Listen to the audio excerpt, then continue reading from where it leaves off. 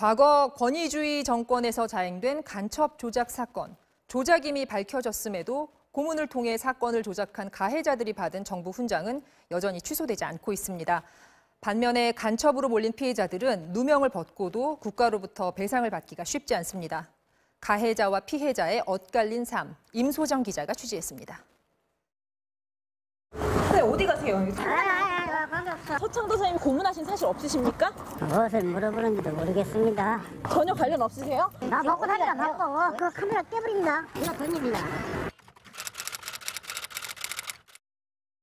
조작이라고 얘기하기는 우리로서는 좀 억울하죠. 구타하신 적도 없고. 글쎄 감독 때리는 일 있을 수는 있겠죠. 관계 없다. 조작도 고문도 없었다. 80년대 세상을 떠들썩하게 했던 두 간첩단 사건의 담당 수사관들입니다. 간첩 검거의 공을 인정받아 보국 훈장까지 받았습니다. 명예도 명예지만 생활이 어려워지면 의료나 취업, 주택 공급 같은 혜택도 주어지는 국가 유공자들입니다.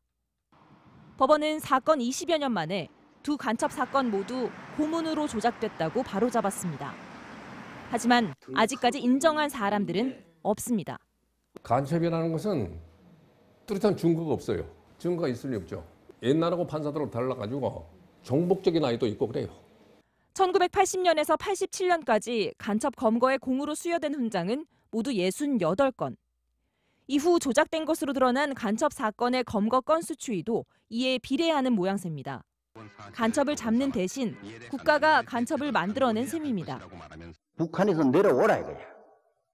내려와야 우리 군인들 정가 올리고 훈장 타고 진급되고 이런 기회도 생기지 않느냐 이거야. 현행법상 공적이 거짓으로 드러난 경우 서운을 취소할 수 있지만 간첩 조작 사건에 대한 법원의 판단이 나온 지 9년이 지나도록 이들의 훈장은 그대로 유지되고 있습니다.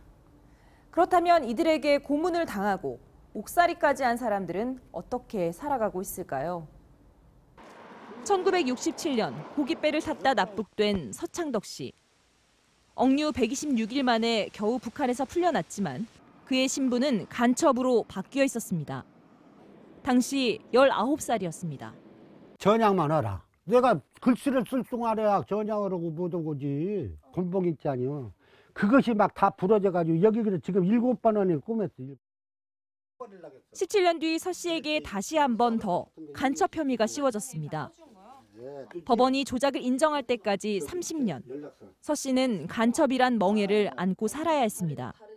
내가 저한테 저기가 버림받고 동네 사람들한테 버림받고 간첩이라고. 지난 2005년부터 1년간 진실화해위원회에 접수된 납북자 간첩 사건은 8건. 재판 기록 분석을 통해 28명의 누명을 추가로 밝혀냈지만 아직도 반공법 위반 기록을 갖고 있는 납북 어민은 1,200여 명이나 됩니다. 근데 우리는 전혀 몰랐어요. 누가 얘기를 안 해주니까 몰랐지. 선 사람들이 그래 알고. 재심을 통해 무죄 판결을 받았어도 배상을 받기는 쉽지 않았습니다. 통상 3년의 손해배상 소송 기한을 인정하던 대법원이 2013년 6개월 안에 소송을 제기해야 한다고 못 박으면서 이 기한을 넘겨 소송을 제기한 고문 피해자들은 줄줄이 패소했습니다. 민사에서의 그 지연 부분들은 법원이 책임져야 되는 거죠. 그거를 소멸시효 주장, 대법원의 핑계를 대면서 주지 않는다? 신의칙을 위배하는 거죠.